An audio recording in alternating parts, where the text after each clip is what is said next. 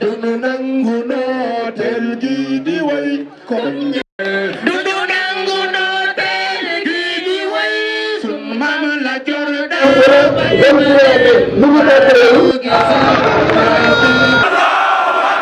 ولا حول ولا قوة إلا بالله العلي العظيم سبحان الله والحمد لله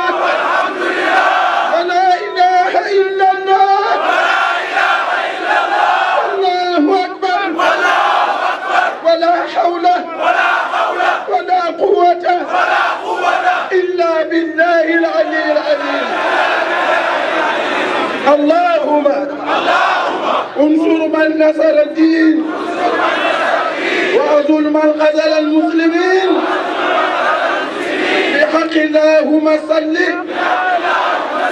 على سيدنا محمد الفاتح لما أغلق والخاتم لما سبق ناصر الحق بالحق والهادي إلى صراطك المستقيم وعلى آله حق قدره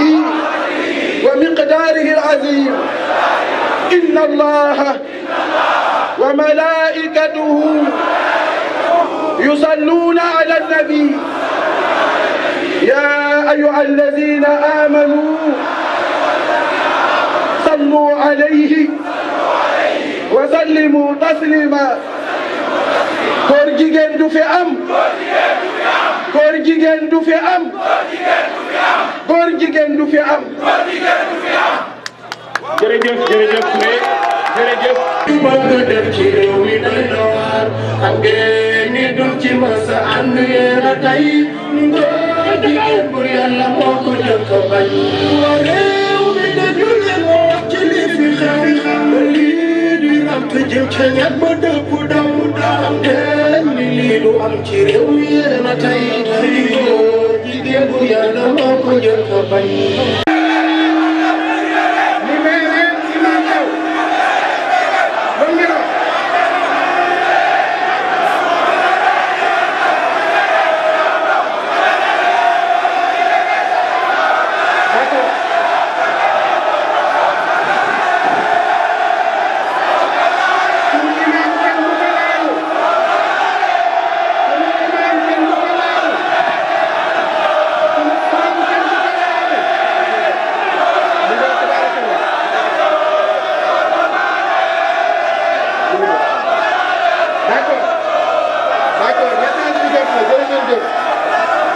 ci naaj bu tàng wi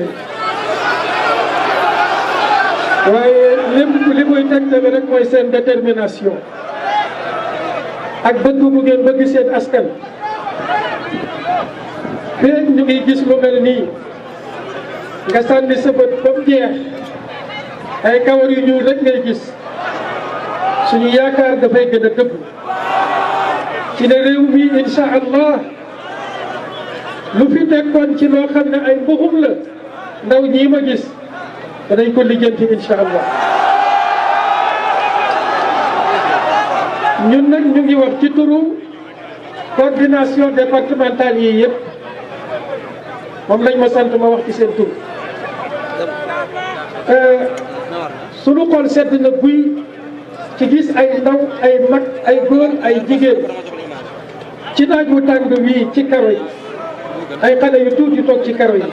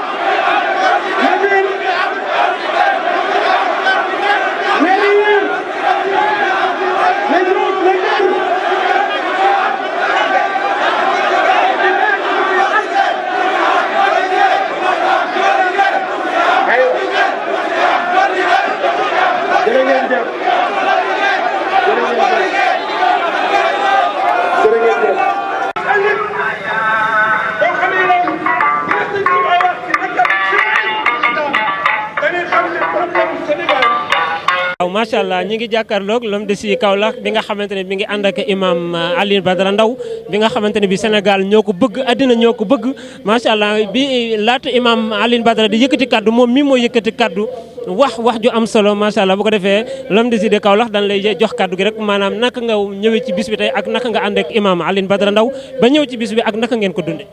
salaamaaleykum Sénégal salaamaaleykum monde bi l'homme d'ici baatu askan bi ak Kaolack imam Alioune Ndao nu ñu ànd ak moom maanaam yàgg nañ ànd ak moom parce que man l'homme d'ici baatu askan man képp koo xam ne yaa ngi déglu rajo wala ngay topp tey yàgg naa dugg di xeex pendant 18 ans si rajo yeeg Walfadjri Zik FM Sud FM wax sa xalaat yeeg di nuyu mbokk wax sa xalaat yëpp parce que man dama yàgg a wax ne sëriñ si ak kilifa diine yi ak tamit doomu soxna yi nañ ñëw si xeex bi parce que injustice dina dal seen kaw loolu yàgg naa ko wax ça fait longtemps. dugguma la yow instant bi laata ñu dugg ci programme bi gisoo ne jamono bi ñu toll nii comme élection législative yi moo ngi ñëw gisoo ne waa daara ji war nañu dugg dem nekk ay député déposé nekk ay député ci assemblée nationale. war nañ dugg parce que Serigne Boub wane na exemple bi gis nga feese Kaolack ñëw na jël mais dafa fekk ne aussi tamit jug bi moo xaw a yéex parce que sama kàddu gi yàgg naa wax ne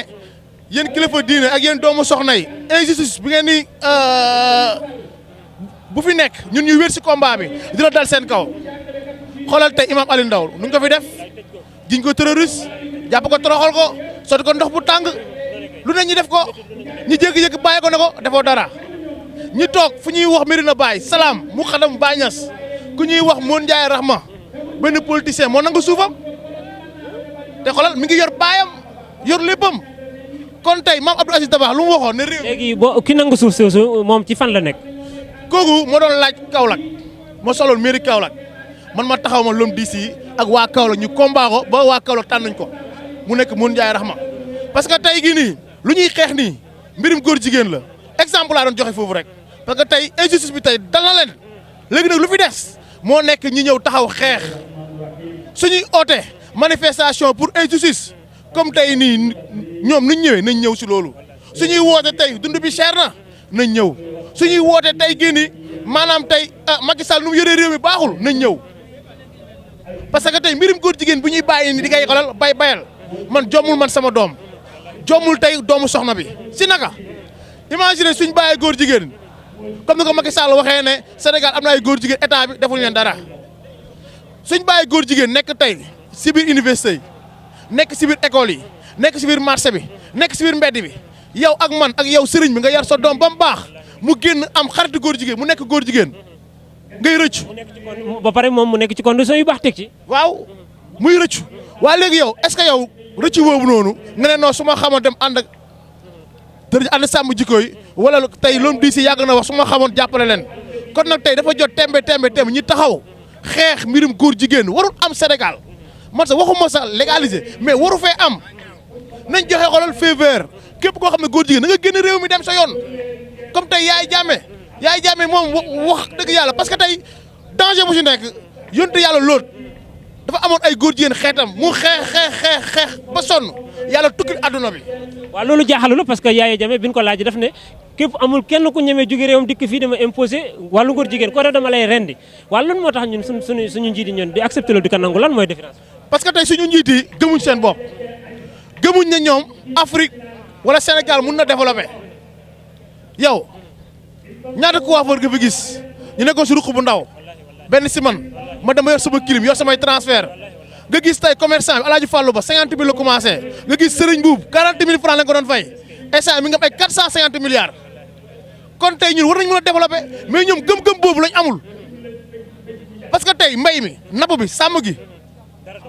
lépp tey suñ ci concentré woon tey gi nii bay dundee ñun duñ faale sa góor jigéen ñi parce que tey góor jigéen ñi di ngi dugal ay financement maanaam tey président bu nangul góor jigéen état Europe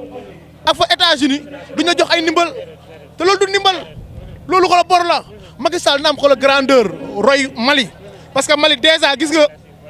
français yi génne nañ leen fa ambassade France génne nañ ko fa Macky Sall xamal ne suñu mbindaan nga ñun ñoo lay fay Macky Sall bi ngay jàng université amoo oto bi nga nekkee dugg ci gouvernement bi nga commencé am loolu noo ko amee man mi tey watkat bi nii sama 5000 10 000 yu may fay lañ lay jël di lay fayee journaliste bi taxaw ni joxo micro chaque weer ñu ngi koy fay ñu dagg loolu lañ lay fayee 8 milliards yi kon defal luñ la wax soo ko mënul nga démissionné te Macky Sall daf ñoo war daf ñoo trahir nañu wax dëgg parce que ñun waruñu yegg ak moom fii suñu doom yaa ngi yàqu suñu doom yaa ngi jaay seen boobu ñu ngi nekk ay lesbiennes dëkk bi yàqu na kenn mënut yar sa doom ku si nekk tey laa wax de kilifa yéeg lépp su la yàlla wonoon sa doom li muy doxalee ñu bëri dinañ taxaw ne man de am naa doom ju bon nañu wax dëgg nañ jug bàyyi seetaan bi bàyyi sama yoon nekku si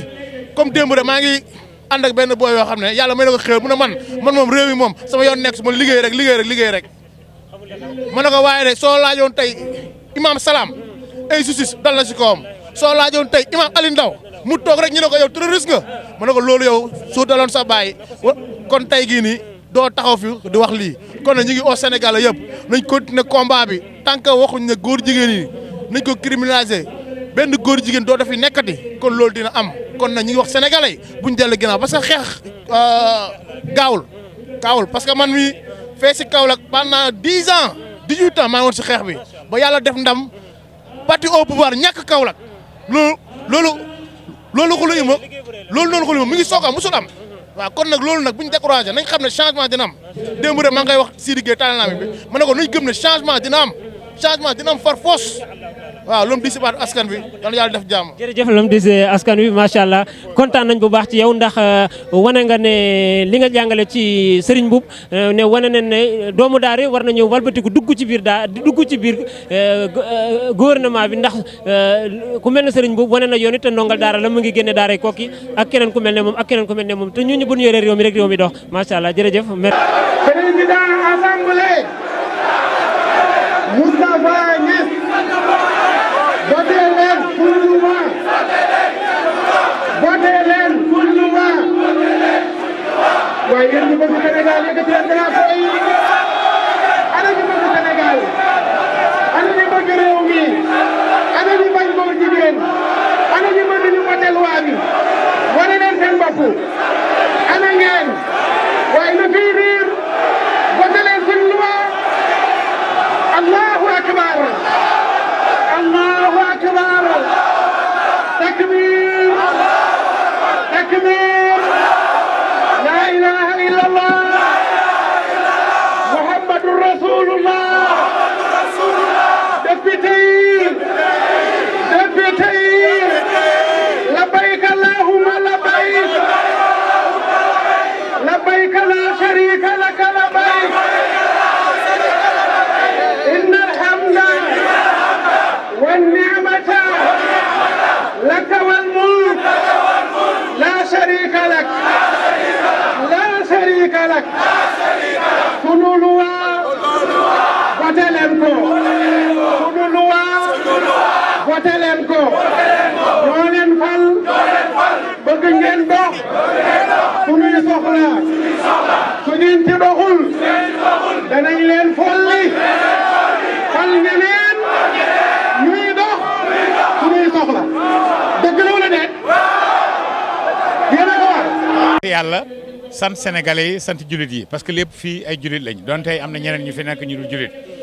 te itam Sénégal 95% musulman la ñoom ñëpp kon buñ jëfee ndigalul islam dañuy ŋàññi mbirum góor jigéen te dañ ci war a jóg balaa xale yee jël relais bi maanaam xale yi ñuy vulnérable ñu gën a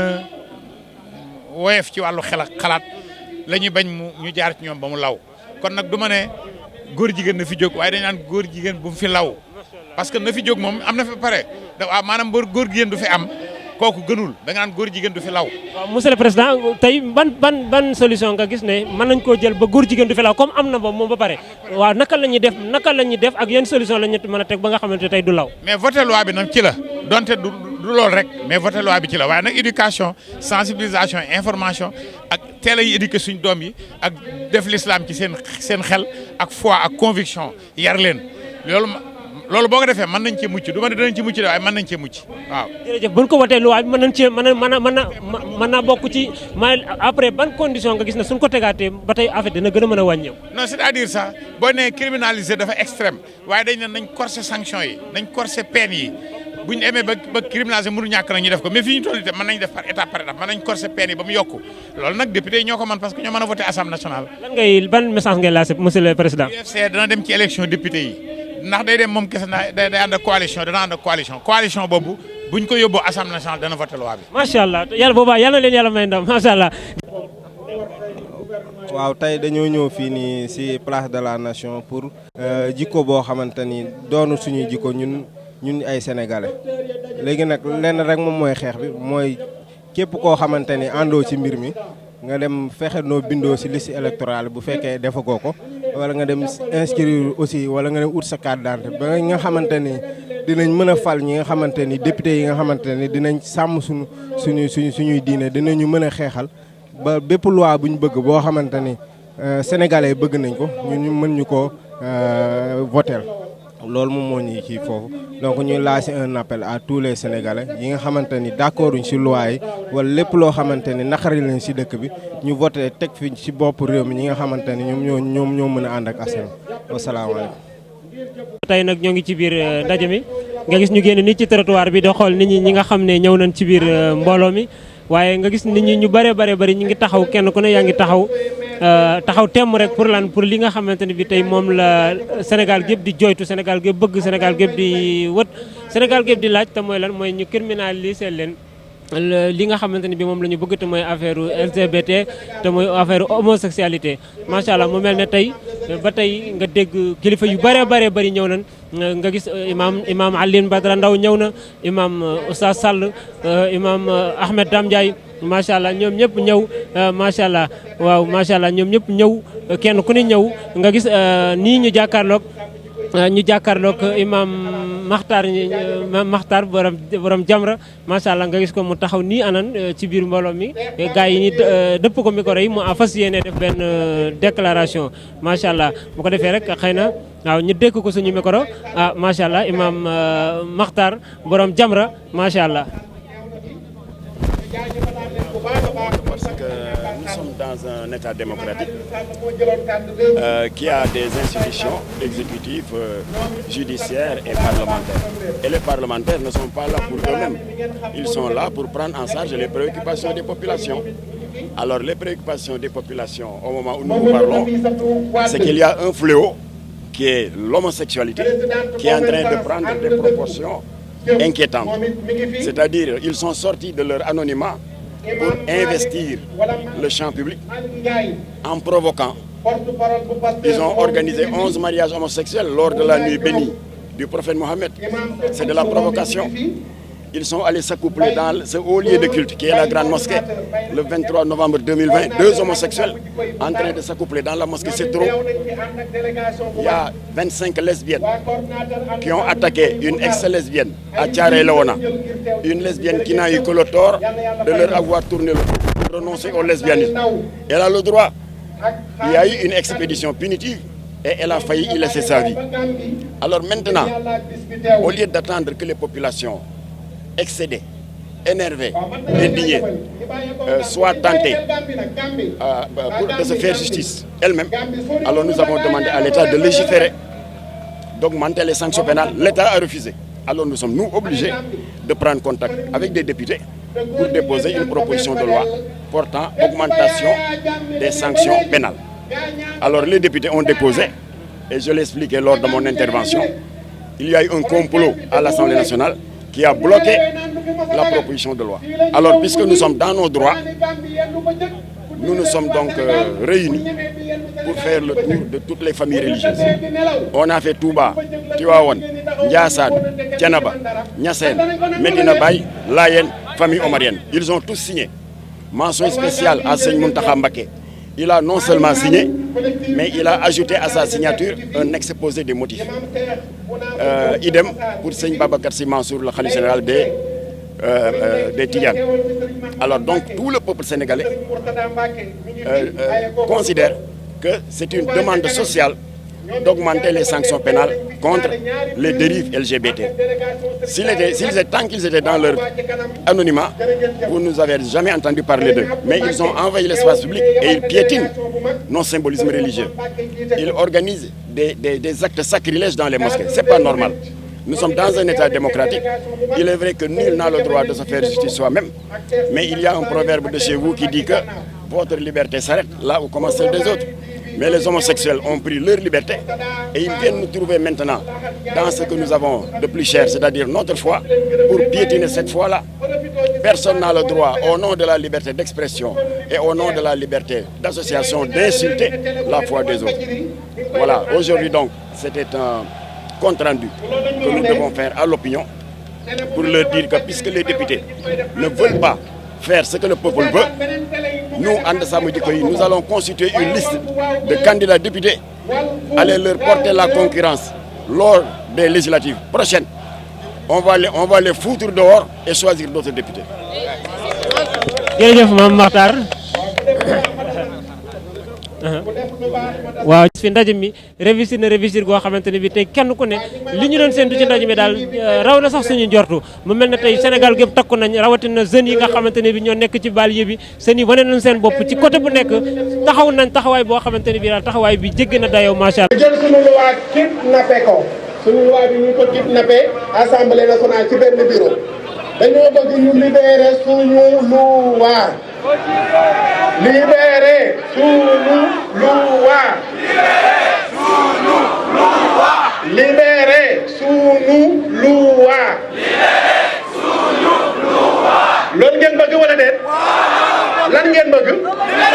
ñu voté lu ngeen bëgg loi bi waxandoo leen ko voté leen waaw mu mel ne Cissé kon naa yow mi nga xamante ne bi yow yaa nekk secrétaire de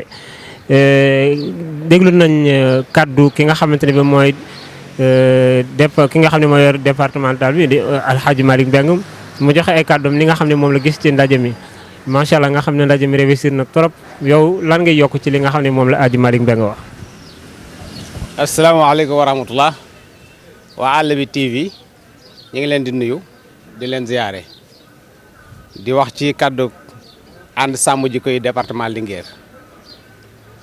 waaw macha allah Imam Cheikh fa tabarakallahu pour tontu sa question bi ndaje mi moom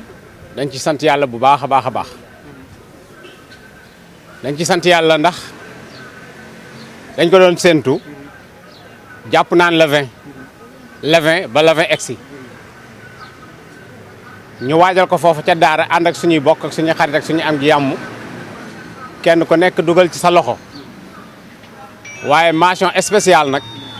suñu yaay say njaay ak ñi mu àndal fa tabaarakallaahu lii ñu doon xewloo lépp ñoo ko def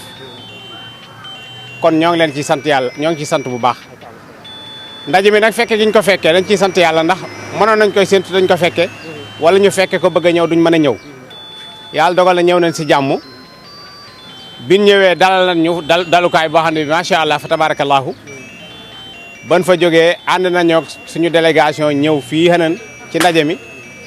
déglu nañ discours yëpp gis nañ fi ku nekk nag kilifa gu baax gu ne gis nañ ko fi ku bëgg lu baax lu ne gis nañ la tey fii place de la nation kon nag loolu bu ñu ko teewee sëñ Cheikh dañ ciy sant yàlla te xam ne message bi moom jàll na ñun li ñu bëggoon am nañ ko fa tabarakallahu And Samm Jikko Yi ñi leen di jéem a contrer moo xam ñu mën a doon yaakaar naa ne danañu arrière ndax lii ñu gis fii mënuñoo fexe ba am ko ndax politiciens yi bu ñu bëggee dajale mbooloo dañuy wut ay t-shirt xotti ay yére joxe ay paas luye ay biis loolu fii ñun ñi fi daje ñëpp tey amu ci kenn koo xam ne kii sa moyen bopp indiwu la kon nag loolu volonté populaire la kon daal li may lancé défi président de la république Macky Sall na déglu aw askanam li may wax suñu maam Moustapha Niass na jeexale président assemblée nationale am gi na ko jeexale ci acte bu noble mooy lan mooy na fexe ba ñu criminaliser ak ngóor jigéen waaw na fexe ba ñu criminaliser ak ngóor jigéen su ko defut léegi mu jeexal te xam ne moom du nekkaat président assemblée nationale te bu ëllëgee daan am ñeneen ñu ñëw defal ñu ko incha allahu taala waaw ndaje mi daal sant nañ ci yàlla bu baax a baax ñoo ngi ànd di sant nag département Linguère bi yëpp bàyyiwuñ kenn ñi ñëw ak ñi ñëwut ñi def seen loxo ci mbir mi ak ñi ci defu seen loxo sant nañu yàlla daal xanaa ñu ñaanal ñu rek ñu ñibbisi ak jàmm waaye ndaje mi moom macha allah man de maa ngi doog a teg sama tànk place de la nation gii te ndaje mu mel ni dong nag moo ma fi mën a indi bu doon leneen moom duma fi jaar waaw kon daal maa ngi sant coordinateur départemental Hadji Malick Mbeng di ñaanal suñ coordinateur national yàlla na eggale ak jàmm yàlla na eggale ak jàmm ndax fi mu jëm xam na ko fi mu koy jaare xam na ko waaw loolu daal laa amoon ci lu may wax waaw salaamaaleykum. mel na ñu ngi jàkkaarloog Cheikh Mouhamadane Lo comme ni nga xam ne noonu lañ jàkkaarloo woon ak oustaz Ibrahima Cissé mu joxe moom it ay commentaire am macha allah comme ni mu gisee bis bi ak waajtaay bi ak sant ñi nga xam ne ñoom la doon jëflanteeg ci waajtaay bi yëpp ndax waaj nañ ko lu yàgg wax dëgg am ak délégation bi ñu indi ak ñi ci jàpp ñëpp mu sant leen gërëm leen bu ko defee Cheikh Mouhamadane yow it nga sonn ci lool dox ci wax ci finance ci sa alal ba yàlla dogal ñu am réussite bi ñu am tey lan ngay wax ci loolu. asalaamaaleykum wa rahmatullahi wa barakaatu. sëñ Cheikh jërëjëf santati borom bi subhaanahu wa taala ndax moom mi nga xam ne ci kàttanam lépp lu sotti moo ko sottil defal ñu tawfiix ndax jaam bi moom lu mu man rek mooy jéem waaye ku jéem nag yàlla dimbale nañu ñu jàpp ne yàlla suñu borom subhaanahu wa taala dimbale nañu. bu ko defee manifestation bi liñ ci gën a jëlee rek mooy amaan na beneen dimension boo xam ne nii jox na ko Sénégal waaye tamit jox na ko mboolem foo xam ne nii maanaam association ànd sàmm jikko yi maanaam nekk na fa te rawatina Daara Jolof ndax boo seetloo bi ñu ñëwee vraiment amuñu fi benn jafe-jafe ba suñ jëmmi tey jii gis nga tey bi ñuy lim délégation yi benn taxaw seetlu boo xam ne nii def nañ ko fa waaye beneen affaire bi ci gën a amaat solaat mooy relation yi muy yokk yàlla da koo bind ci ñetti étape mooy mu doon ndaw gannaaw bi mu doonee ndaw mu doon ak waxambaane gannaaw bi mu doonee waxambaane mu doon ab mag mooy ab paa mais falillaahi alhamdu wa shukru boo xoolee mboolem loolu mi ngi ci biir délégation bi li ma gën a yéem sax mooy 3e âge yi nga xam tey am na mag ñoo xam ne nii malgré fi jamono toll ak dimanche daara France yi souvent nit ñi dañ koy woote te xamul lan mooy dëgg-dëgg loola ndax am mbooloom Sénégal mbooloo mu toll nii nga xam ne tey kenn xamul seen lim ku dul yàlla mbooloo moom bu ñu taxawee di demander benn affaire te affaire boo xam ne nii maanaam aada gërëmu ko culture gërëmu ko amul benn diine boo xam ne ni nekk na biir Sénégal gërëmu ko kon loolu suñu ko demandé le président di war a taxaw bu fekkee ne li ñuy wax président mooy ki nga xam mooy mindaanam waa penc mi kon lépp loo xam ne waa penc mi demandé nañ ko ci moom loola war na ko mën a def mais nag souvent du loolu xam ne ni du facile ndax loolu ñun ñu nekk ci ànd sàmm jikko yi xam nañu ko parce que boo xoolee mbooloo mi gën a néew mii